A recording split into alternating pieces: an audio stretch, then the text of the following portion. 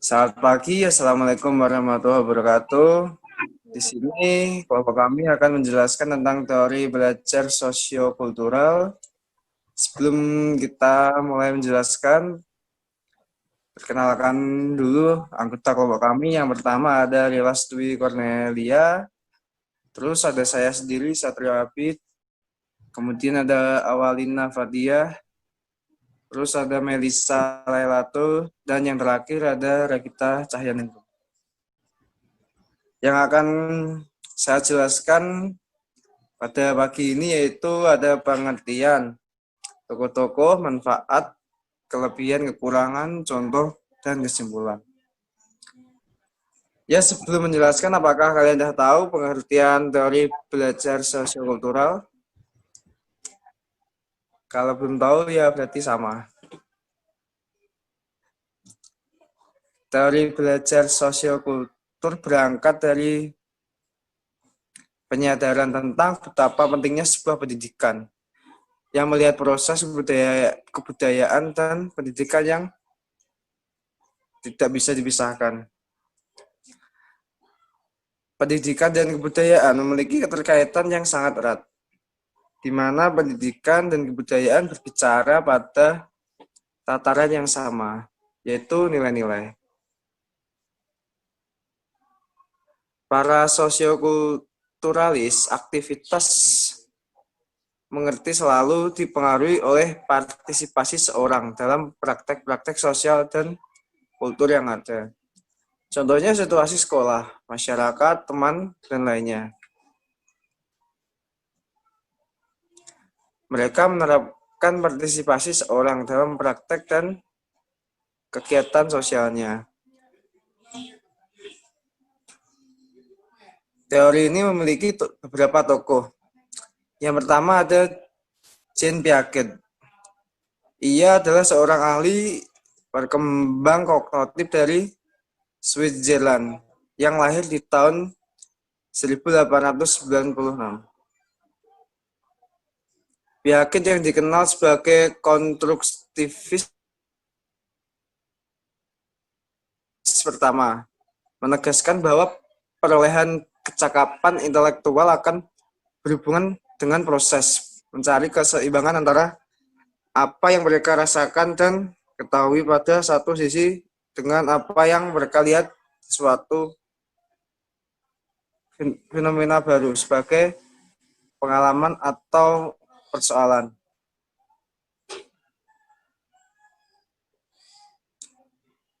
Piaget yang dikenal sebagai konstruktivis pertama menegaskan juga bahwa perolehan kecakapan intelektual akan berhubungan dengan proses mencari keseimbangan antara apa yang mereka rasakan dan ketahui pada satu sisi dengan apa yang mereka lihat suatu fenomena baru. Untuk memperoleh keseimbangan atau ekuilibrasi, seseorang harus melakukan adaptasi dengan lingkungannya. Proses adaptasi mempunyai dua bentuk dan terjadi secara simultan, yaitu asimilasi dan akomodasi. Berikutnya ada Levseminovsky, merupakan cendekia yang berasal dari Rusia. Ia adalah seorang ahli dalam bidang psikolog, filsafat, dan sastra. Ia sangat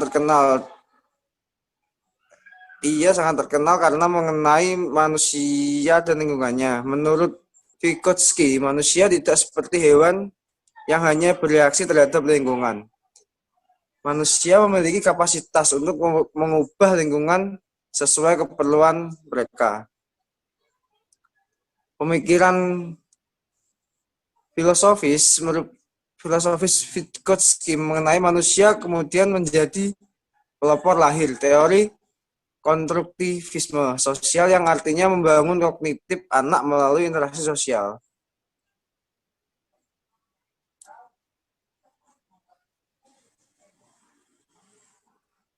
Ia telah menjadi salah satu figur penting dalam bidang keilmuan psikolog di Amerika Serikat sejak publikasi monografnya yang berjudul Talk and Log pada tahun 1962.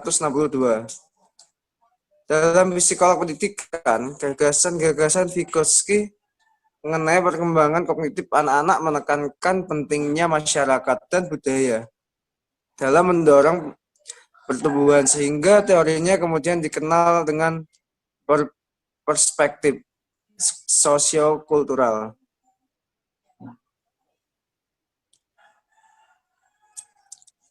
Tentu teori ini memiliki beberapa manfaat. Yang pertama, adanya motivasi untuk siswa, bahwa belajar adalah tanggung jawab siswa itu sendiri. Yang kedua, mengembangkan kemampuan siswa untuk mengajukan pertanyaan dan mencari sendiri pertanyaannya. Yang ketiga, membantu siswa untuk mengembangkan pengertian dan pemahaman konsep secara lengkap. Yang keempat, mengembangkan kemampuan siswa untuk menjadi pemikir yang mandiri. Dan yang kelima yaitu lebih menekankan pada proses belajar, bagaimana belajar itu. Berikutnya juga ada kelebihan dari teori tersebut. Yang pertama, anak memperoleh kesempatan yang luas untuk mengembangkan zona perkembangan proksimalnya atau potensinya melalui belajar dan berkembang. Yang kedua, pembelajaran perlu dikaitkan dengan tingkat perkembangan potensialnya daripada tingkat perkembangan aktualnya.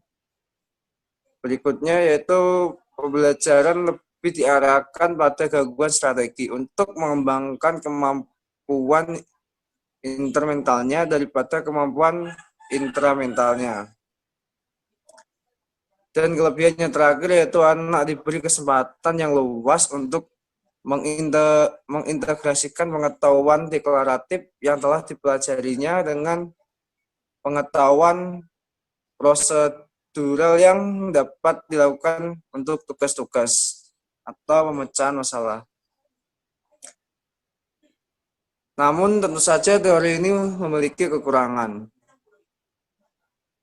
yaitu kekurangannya adalah terbatas pada perilaku yang tampak. Proses-proses belajar yang kurang tampak seperti pembentukan konsep, belajar dari berbagai sumber belajar, pemecahan masalah, dan kemampuan berpikir sukar diamati secara langsung oleh karena itu diteliti oleh para teoriwan perilaku.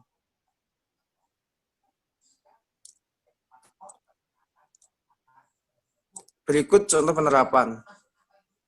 Contohnya, anak-anak yang sama sekali tidak memahami konsep past continuous walau sudah diberikan bantuan, bisa diberikan scaffolding.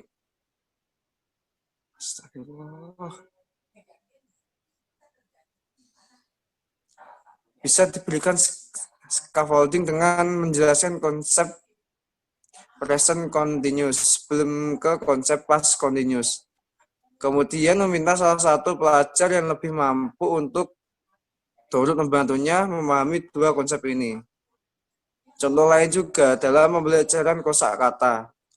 Melalui menebak makna kata dengan representasi gerak tubuh, anak-anak yang belum begitu menguasai bahasa Inggris hanya perlu menonton gerakan temannya untuk mengetahui makna kata yang tidak diketahui.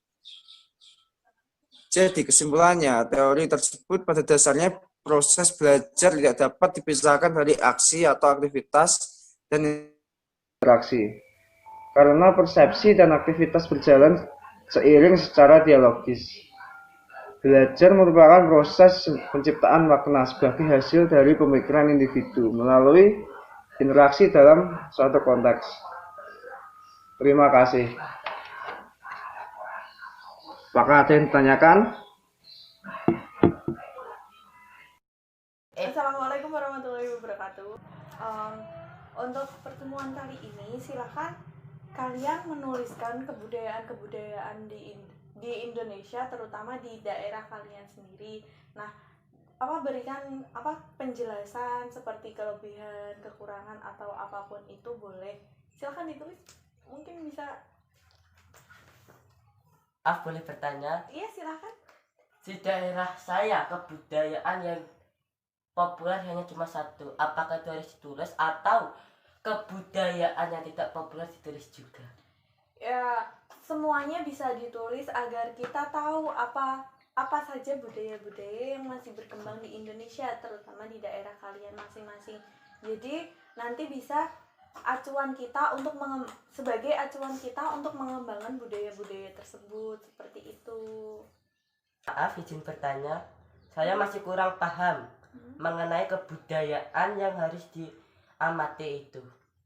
Kebudayaan yang harus diamati itu bisa meliputi budaya-budaya daerah seperti kesenian, atau juga bisa kebiasaan masyarakatnya, dan juga bisa makanan-makanan khas daerah, atau yang ada semua hal yang ada di daerah kalian bisa dituliskan untuk memenuhi penugasan ini, seperti itu. Nanti dijelaskan budaya itu masih populer atau tidak, alasan ketidakpopulerannya kenapa, dan kenapa tidak dikembangkan, apa kekurangan dan kelebihan dari kebudayaan tersebut, sehingga kita bisa mengetahui titik kelebihan dan kekurangan dari suatu daerah tersebut dilihat dari kebudayaannya, seperti itu. Mohon maaf, apakah kebudayaan masyarakat juga harus dijelaskan atau ditulis? Iya, harus. Karena di sini kebudayaan masyarakat itu bisa dilihat dari seperti kebiasaan masyarakat, tradisi-tradisi yang dilakukan di wilayah kalian, seperti upacara-upacara adat, atau bisa dibilang budaya-budaya yang akan dilakukan, maksudnya tradisi yang akan dilakukan sebelum pernikahan, atau dengan tradisi rutinan setiap tahun, seperti halnya sedekah bumi. Nah, seperti itu kan pasti ada kebiasaan-kebiasaannya dan budaya-budaya yang dilakukan atau diperlihatkan atau ditunjukkan. Jadi di sini dituliskan semuanya agar teman-teman yang lain bisa mengetahui budaya-budaya yang ada di daerah kalian. Jadi juga kalian juga bisa mengembangkan budaya-budaya tersebut dengan cara kalian sendiri, agar budaya tersebut tidak punah atau tidak tidak dilupakan oleh anak-anak generasi muda saat ini yang sudah semakin maju dan modern, seperti itu. Terima kasih banyak. Kini saya lebih paham tentang kebudayaan dan apa yang saya tulis dan apa yang saya akan lakukan. Terima kasih. Oke, jadi untuk penugasannya kali ini cukup menuliskan apa yang saya jelaskan tadi, dan bisa disampaikan minggu depan untuk hasilnya. Jadi kita diskusikan bersama, seperti itu. Assalamualaikum warahmatullahi wabarakatuh.